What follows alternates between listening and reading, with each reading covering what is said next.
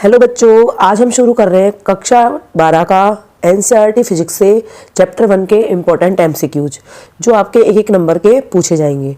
तो सबसे पहले हमारा प्रश्न है, एक आवेशित चालक के किसी बिंदु पर विद्युत क्षेत्र की तीव्रता आपको मान बताना है कि क्या होगा। पहला ऑप्शन है 0, दूसरा है सतह के लंबवत होती है, तीसरा है सतह के स्पर्शीय होता है और चौथा है सतह से 45 डिग्री के कोण पर होता है। तो आपको इसका आंसर बताना है। तो देखिए इसका आंसर होगा ऑप्शन बी, सतह के लंबवत होती है। जैसे देखो ये कोई आवेशित चालक है, यदि आप इस पर विद्युत क्षेत्र की दिशा बनाते हो और इसको हमने मान लो प्लस चार्ज दे रखा है। क्या दे रखा है? Plus charge. तो यदि आप विद्युत क्षेत्र की दिशा बनाओगे तो वो किधर आएगी? पृष्ठ के लंबवत बाहर की ओर। ठीक। नेक्स्ट है क्वेश्चन नंबर 2। तो क्वेश्चन नंबर 2 है हमारा, निम्नलिखित में से कौन सदिश राशि है? पहला आवेश, दूसरा धारिता, तीसरा विद्युतीय क्षेत्र और चौथा है विद्युत धारा। तो आपको इसमें से सदिश राशि बतानी है कि सदिश राशि कौन सी है। तो सीधा सा आंसर है ऑप्शन सी, विद्युतीय क्षेत्र। विद्युत क्षेत्र हमारा क्या है? सदिश राशि है। नेक्स्ट है क्वेश्चन नंबर 3। क्वेश्चन नंबर 3 है हमारा, विद्युत क्षेत्र में किसी विद्युत द्विध्रुव को घुमाने में किया गया कार्य होता है, कितना होता है ये बताना है। तो W बराबर PE 1 minus cos theta, option B है W बराबर PE tan theta, option C है W बराबर PE sec थीटा और ऑप्शन डी है नन ऑफ दीज। तो आपको सही आंसर बताना है कि इसमें से सही आंसर कौन सा है। तो देखिए इसमें सही आंसर है ऑप्शन ए, W बराबर PE 1 माइनस कॉस थीटा। ठीक है। नेक्स्ट है क्वेश्चन नंबर 4। क्वेश्चन नंबर 4 है हमारा, कूलाम्ब बल है। पहला ऑप्शन है केंद्रीय बल, दूसरा है विद्युत बल, तीसरा है दोनों और चौथा है इनमें से कोई नहीं। आपको बताना है सही आंसर क्या है। तो देखिए कूलाम्ब बल जो होते हैं वो केंद्रीय बल भी होते हैं और विद्युत बल तो ये है ही, इसलिए हमारा आंसर होगा ऑप्शन सी, दोनों, ए व बी। नेक्स्ट है क्वेश्चन नंबर 5। क्वेश्चन नंबर 5 है हमारा, एक कूलाम्ब आवेश बराबर होता है, मतलब एक कूलाम्ब आवेश का मान किसके बराबर होता है ये बताना है। तो देखिए ऑप्शन ए दिया है हमको 3 × 10⁹ ESU, दूसरा दिया है 9 × 10⁹ ESU, सी दिया है 8.85 10⁻−12 ESU और डी दिया है कोई नहीं। आपको बताना है राइट आंसर क्या है। तो देखिए इसका राइट आंसर है ऑप्शन ए, 3 × 10⁹ ESU। ठीक है। नेक्स्ट है क्वेश्चन नंबर 6। क्वेश्चन नंबर 6 है हमारा, आवेश के पृष्ठ घनत्व का मात्रक होता है। आवेश के पृष्ठ घनत्व का मात्रक होता है। पहला ऑप्शन है कूलम्ब × मीटर स्क्वायर, दूसरा है न्यूटन प्रति मीटर, तीसरा है कूलम्ब प्रति मीटर और चौथा है कूलम्ब × मीटर। आपको बताना है सही आंसर क्या है। तो देखो इसका सही आंसर है ऑप्शन ए, कूलम्ब प्रति मीटर स्क्वायर। क्योंकि जो पृष्ठ आवेश घनत्व होता है उसको आप सिग्मा से लिखते हो और सिग्मा बराबर होता है Q/A। ठीक है। Q क्या है? आवेश, आवेश का मात्रक क्या होता है? कूलम्ब, और A क्या है? एरिया, एरिया का मात्रक क्या होता है? Metre square. ठीक है। नेक्स्ट है क्वेश्चन नंबर 7। क्वेश्चन नंबर 7 है हमारा, जब किसी वस्तु को आवेशित किया जाता है तो उसका द्रव्यमान, पहला ऑप्शन है बढ़ता है, दूसरा घटता है, तीसरा अचर रहता है, चौथा बढ़िया घट सकता है। आपको बताना है सही आंसर क्या है। अब देखिए यहाँ पर हमको केवल ये दे रखा है वस्तु को आवेशित किया जाता है, ना हमें ये दिया है कि धनात्मक है या ऋणात्मक है। तो इसलिए हम कहेंगे कि वस्तु का जो द्रव्यमान है वो घट भी सकता है और बढ़ भी सकता है। तो हमारा आंसर सही होगा ऑप्शन डी। नेक्स्ट है क्वेश्चन नंबर 8। क्वेश्चन नंबर 8 है, विद्युत क्षेत्र की तीव्रता का मात्रक होता है। पहला ऑप्शन है न्यूटन कूलम्ब, दूसरा है न्यूटन प्रति कूलम्ब, तीसरा है वोल्ट मीटर और चौथा है कूलम्ब प्रति न्यूटन। सही ऑप्शन बताना है क्या है। तो देखिए इसका सही आंसर होगा ऑप्शन बी, न्यूटन प्रति कूलम्ब। कैसे?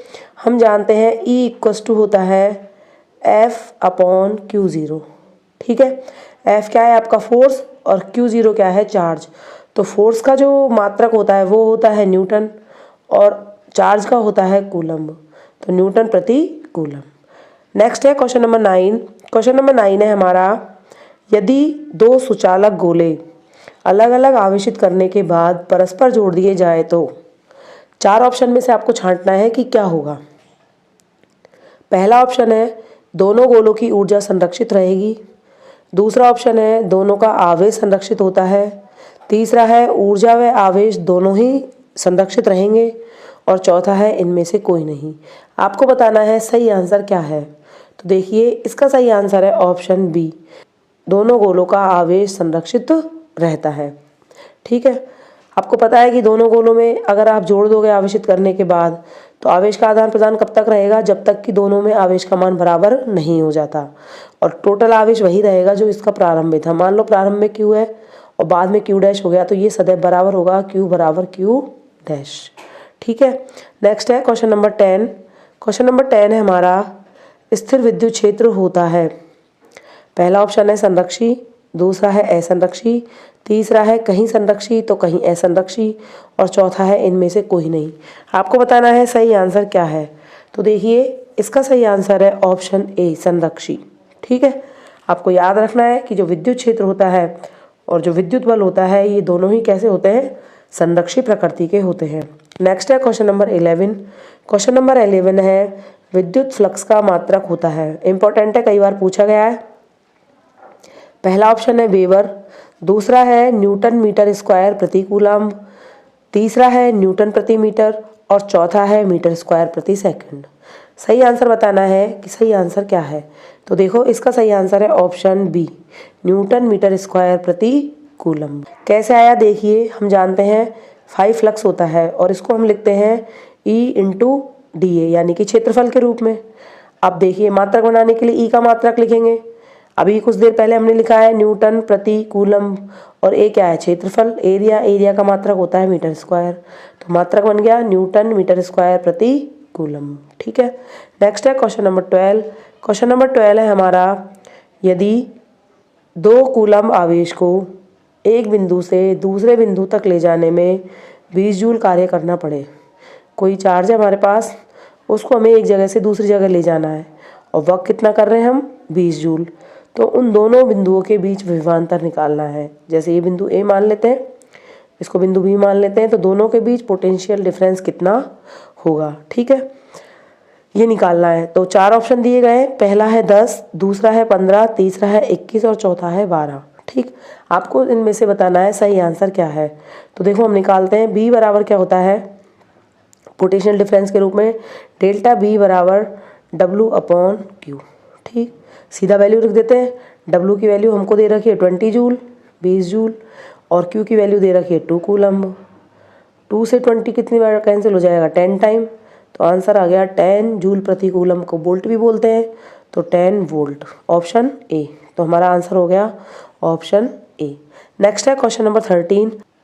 क्वेश्चन नंबर 13 है हमारा, 2 विद्युत क्षेत्र रेखाएं एक दूसरे को किस कोण पर काटती हैं। पहला ऑप्शन है 90 डिग्री, दूसरा है 45, तीसरा है 30, और डी है नहीं काटती है। आपको बताना है सही आंसर क्या है। तो देखो इसका सही आंसर क्या होगा, आप सब जानते हो डी, नहीं काटती हैं, क्योंकि आपको पता है कि यदि 2 क्षेत्र रेखाएं एक दूसरे को क्रॉस करेंगी, तो जो क्रॉस बिंदु होगा वहाँ पर विद्युत क्षेत्र की 2 डायरेक्शन हो जाएंगी। ठीक है, दोनों वक्रों की दिशा में, जो कि पॉसिबल नहीं है।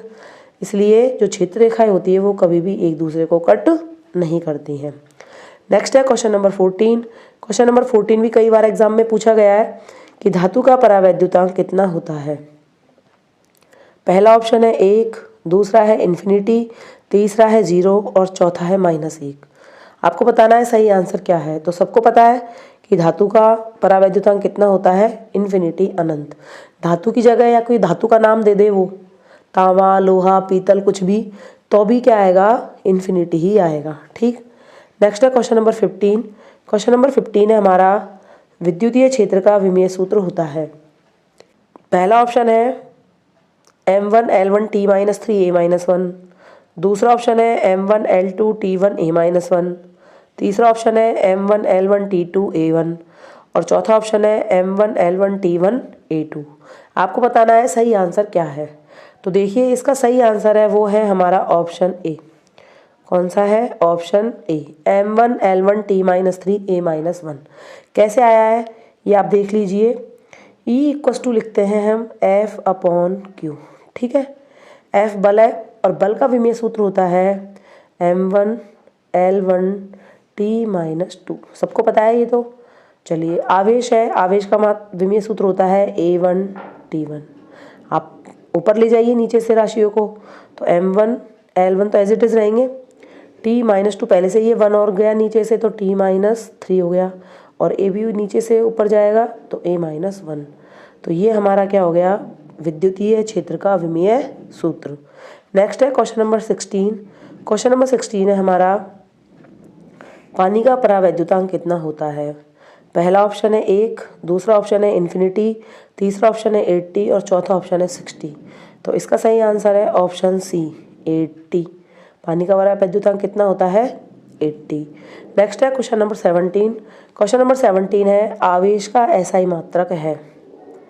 पहला ऑप्शन है कूलाम, दूसरा ऑप्शन है फैराडे, तीसरा ऑप्शन है एम्पियर और चौथा ऑप्शन है कूलाम इंटू सेकेंड। आपको बताना है सही आंसर क्या है। तो आवेश का जो एसआई मात्रक होता है वो सदैव ही क्या होता है, कूलाम। ठीक है, फैराडे भी आवेश का ही मात्रक है लेकिन ये बड़ा मात्रक है। हम एक फैराडे में 96,500 कूलाम लिखते हैं। ठीक, तो कन्वर्जन तो है लेकिन फिर भी जो बेसिक मात्रक है एसआई वो क्या है हमारा, सी कूलाम। नेक्स्ट है क्वेश्चन नंबर 18। क्वेश्चन नंबर 18 है हमारा, निम्न में से सदिश राशि है। पहला है विद्युत धारा, दूसरा है आवेश, तीसरा है विद्युत फ्लक्स और चौथा है धारा घनत्व। आपको बताना है सही आंसर क्या है। तो देखो जो सदिश राशि है वो है हमारी डी धारा घनत्व।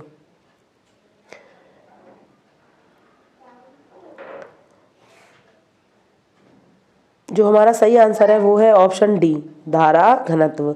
आपको बताना है सही आंसर क्या है। तो देखो सही आंसर क्या होगा इसका, सदिश राशि कौन सी होती है, धारा घनत्व, जिसको हम लिखते हैं जे से। जे बराबर होता है हमारा I/A। बाकी की जो तीनों राशि हमने लिखी है, विद्युत धारा, आवेश और फ्लक्स, तीनों ही हमारी क्या है, अदिश राशि है। इस तरह से इस वीडियो में हमने 18 क्वेश्चन देखे जो फर्स्ट चैप्टर के लिए MCQs है। नेक्स्ट वीडियो में हम देखेंगे फर्स्ट चैप्टर के ही 1 नंबर वाले क्वेश्चन जिनमें आपको डेफिनेशन या कोई भी नियम पूछा जाएगा। तो फिर मिलते हैं नेक्स्ट वीडियो में। बाय।